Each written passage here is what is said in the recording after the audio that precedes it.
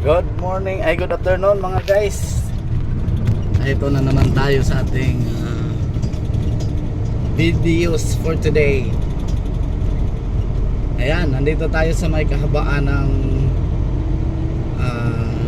Inlex. Galing tayo ng Bulacan, may Kawayan, Bulacan. Pauwi na tayo mga kaibigan ng Harbor, Center Harbor.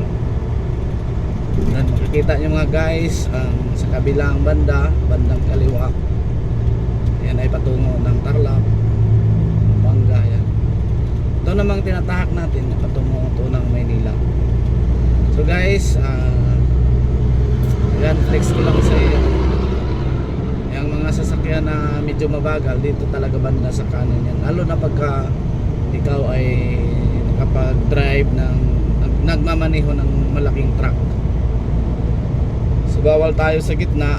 So dalawang lane lang tayo pwede. Pagka mabilis ka, diyan ka sa may bandang gitna. Pag medyo mabagal naman, dito ka naman banda sa bandang kanan.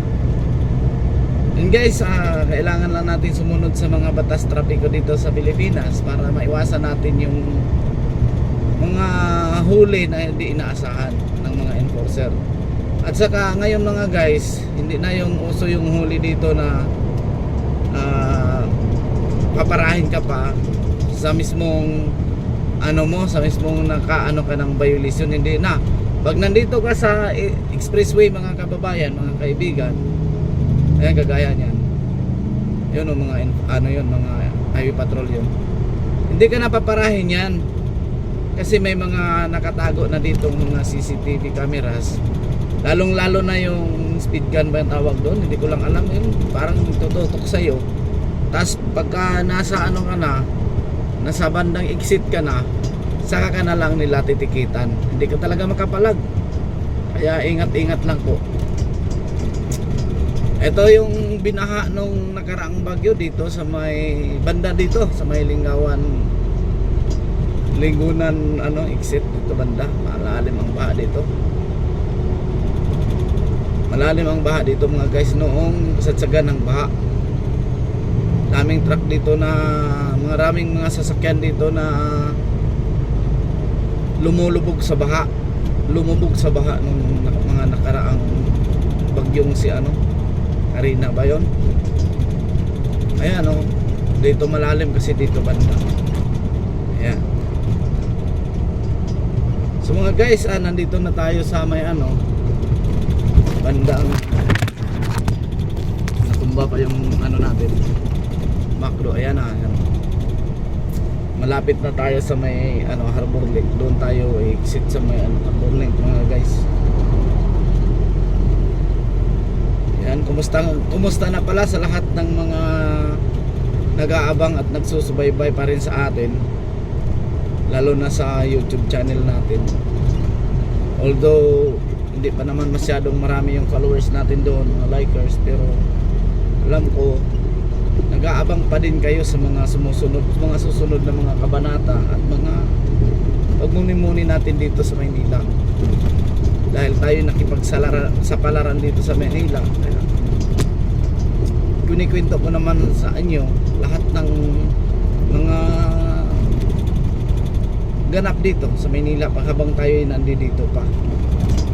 Kasi balak nating umuwi na lang dahil pero sa totoo lang hindi naman hindi naman mahirap maghanap ng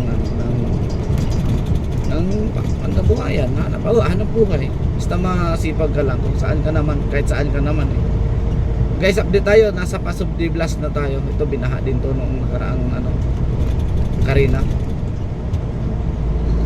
Nasa Sikan outer lane tayo.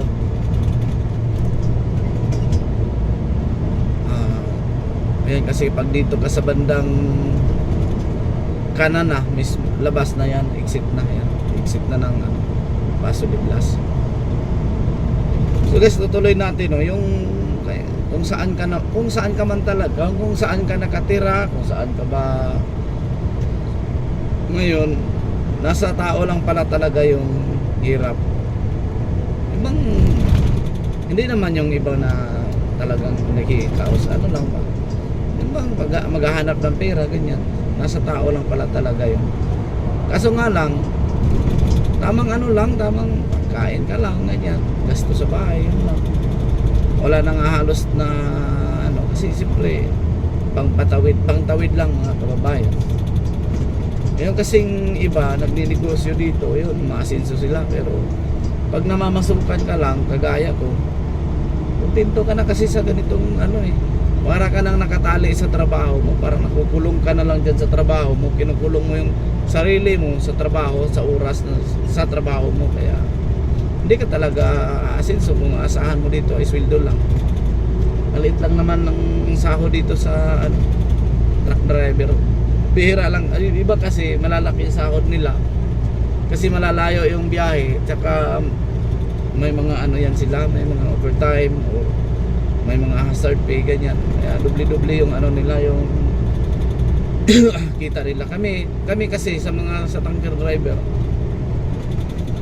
per trip kasi kami, kung wala kang biyahe, wala kang kita. Maliban lang sa yung sa ano mismong may malaking kumpanya talaga na San Miguel, ganyan.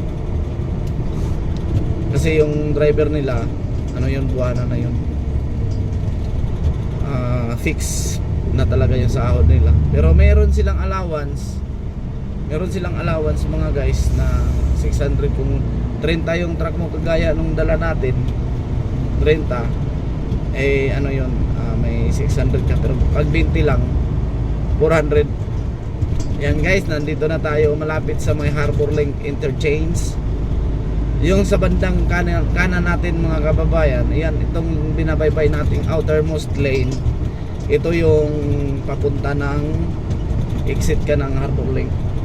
Galing ka ng Inlex, galing ka ng Migawayan, Bulacan, ganyan. Dito yung exit mo, dito ka talaga sa pinaka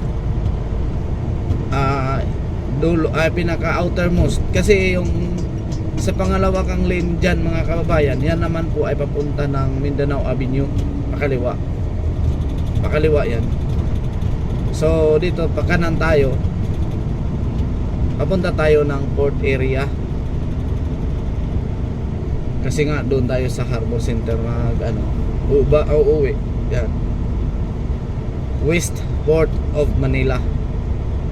Yang sa yan sa gitna, yan yung sa gitna, ano yan yung papuntang Mindanao. At kung pinakakaliwa ka mga guys, malaki doon, papunta yun ng Balintawak. So ito na tayo, paakyat na tayo ng Harbor Link. Yan, makikita ang ganda ng view dito guys. Ayan o, ayan o. Itong exit na to mga guys, ito yung karugtong noong ano, sinasabi ko sa inyo dati sa dati kong video. Ito yung kadugtong nung Harbor Link connector, yung bagong ano. Ito papasok na tayo, papunta tayo ng Karuhatan.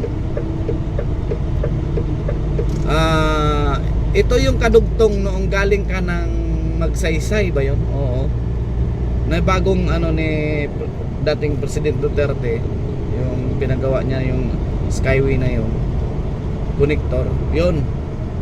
Tapos ito yung kadugtong. Papakita ko sa inyo mga guys, yung kung nagkamali ka, U-turn ka dito, doon ka mag-U-turn. Ay parang hindi natin makikita kasi sa ibabaw tayo eh. Ito guys, ito yung kung makikita nyo sa kanan, maraming truck dyan. Yan yung mga pahingahan, ganyan. Emergency lane, emergency bay. Yan. Dito sa Harbor Link, dito banda, ano palang, 2 lanes lang talaga to dito. Kasi ito, connector lang talaga siya. May bayad pa rin to guys dito, paglabas na nga lang. Pero dyan wala, pagpasok parang awas na lang nila sa ano, kasi wala namang ano dyan pag lalabas ka. Pagka dito ka ng, papunta ka ng harbor, galing ka dito sa may Inlex, walang bayad, ay walang toll gate. Pagpasok mo ng C3, kunyari aakyat ka, pupunta ka rito, wala ring toll gate. Ang toll gate mo talaga yung pinaka, yung ano, exit lang at saka entrance dito. Kasi parang ano na dito eh, alam na yata nila kung ano dito eh. Merong ano dyan sa gitna, sa may bandang Karuhatan, pagka may toll gate dyan. Pag nag-entry ka ng port area, dyan may bayad na kasi dadaan ka talaga dyan ng toll gate. Dito, ang dadaanan mo dito sa entrance lang, walang exit. Kaya palagay ko bawas siya sa susunod naman pagbalik mo naman dito. And guys, dito sa pagka dyan sa bandang kaliwa natin, sa madaling araw o di kaya sa mga gabi, dyan yung guys, yung nanguhuli ng mga timbangan. Ingat-ingat kayo mga truck driver na kagaya ko, kasi wala silang pinapatawad minsan dyan pag nag-operasyon. Ayan, kung makikita nyo dyan sa kabandang kaliwa, dyan yung nakapwisto yung pangtimbang nila. Ito dahil itong kaliwa ay kanan ay Valenzuela, dito tayo sa may kaliwa. Yan. Gitna lang tayo guys. Kasi itong sa kanan Valenzuela yan, exit ng Valenzuela. Diyan ka mag-u-turn pag naligaw ka pala. Oo, diyan. Pag naligaw ka, halimbawa galing ka ng galing ka ng Espanya, galing ka ng Magsaysay.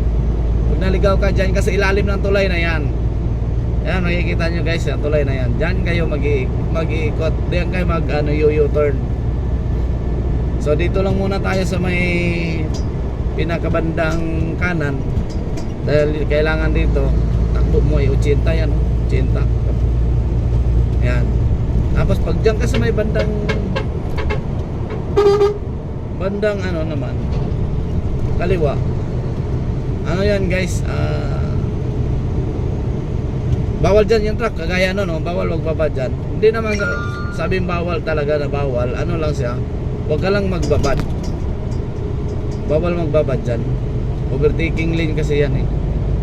Itong tinatahak natin, pagka hindi aabot ng 80 yung truck mo, dito ka lang sa may kanan. Kasi pagka sa gitna ka, 80 yun. Yan. Kasi binibigay dito 60 lang dito sa may 60 lang tayo guys, kasi may mga camera dito. Yan. Kita nyo bawat poste dyan. Yung iba meron, yung iba naman wala. Pag natapat ka dyan, halimbawa may naanohan dyan, may patrol, parahin ka talaga. Ganyan dito mga guys. Ayan sabi sa inyo, dito ka naman lalabas pag nag-u-turn ka guys. Dito yan, pabalik ka dyan. Yan 60 lang nakalagay ha, 60. Dito ka naman ngayon babalik pag nagkamali ka ng pasok doon sa dati kong video. Kung makikita nyo, nandoon yung kadiretsuhan yan, kadiretsuhan lang nito.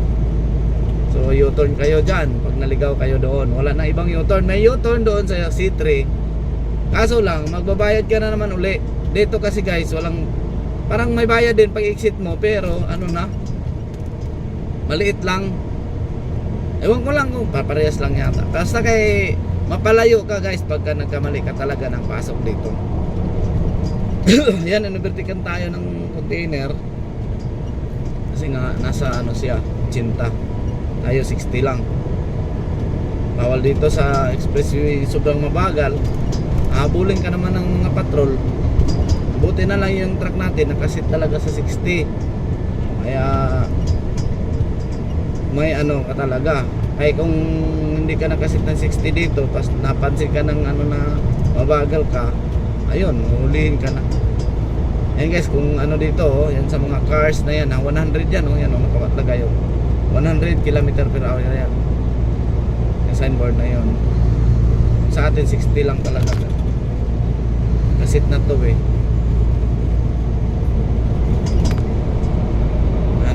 Overtaken lang tayo ng China truck.